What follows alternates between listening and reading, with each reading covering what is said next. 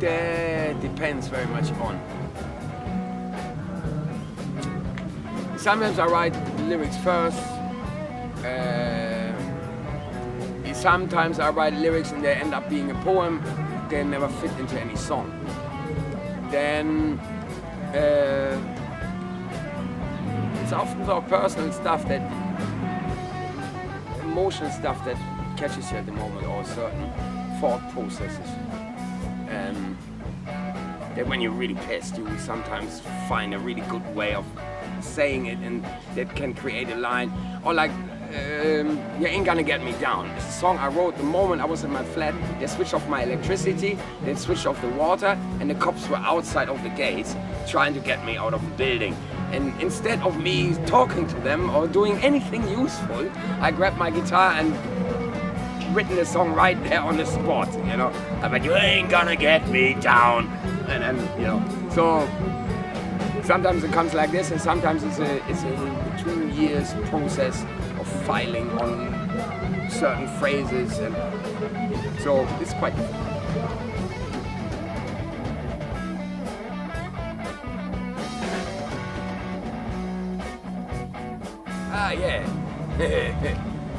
I don't know how my career started.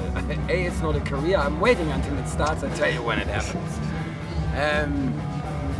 The Parkinsons, that's funny. We used to play in a club, Corn Rocket Club in London, and they ran out of drummers. They used them up like Taiwanese horse or something like that, and kill them and then bury them. And so drummers, they constantly new drummers. And so I was one of the unfortunate ones who went on tour in Portugal, and that's the first time I went to Portugal.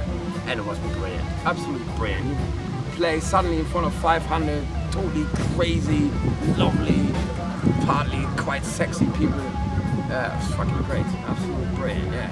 And since then I come back to Portugal twice, 3 times a year, only actually because of the Parkinsons. And that's why I live in Coimbra now as well, because it's the Parkinson connection.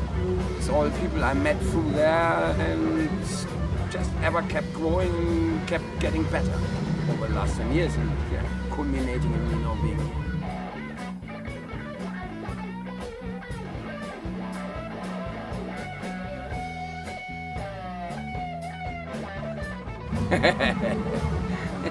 As I said, you know, let's see when it's a career, and then we can talk about it. Right. Generally, I like how Johnny Hooker did it. It's much better than Nirvana. You know, Nirvana gets famous first, and then they're basically dead. Literally, in his case, he was actually dead. He's kind of lucky, because it's much better than staying alive and then being 20 or 40 or 50 years of your life going like, yeah, but once I was Nirvana. Yeah, that's about as sad as it gets, basically. Much cooler is being slow on it and just get slowly better every year. And gigs get a bit better, people like your shit more because actually you get better.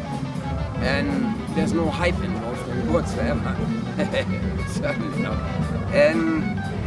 But it picks up slowly, and then eventually, when you're just about to die, everyone goes, that was fun, you are great, this is better than like Van Gogh overdid it. He got famous after he died. That is shit, he obviously suffered quite a lot from it. So, Johnny Hooker, I think that's sort of a good measure. So just before you die, you know, you have all your gold teeth, gold everywhere, bling on the fuck, and you're just, fuck you all, I did it. You know, that would be nice if that comes in the end. But not before.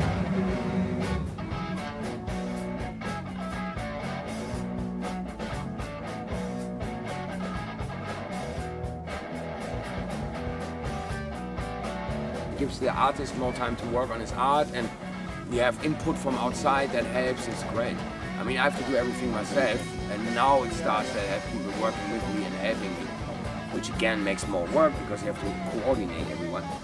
But now there's something to work on, so that's quite cool. Giving the whole heart to a project like this is just brilliant. In other countries in Europe, everyone is on their own train, on their own trip. You use 5 people perhaps for one of your projects. but it's all your project, your thing, and so on.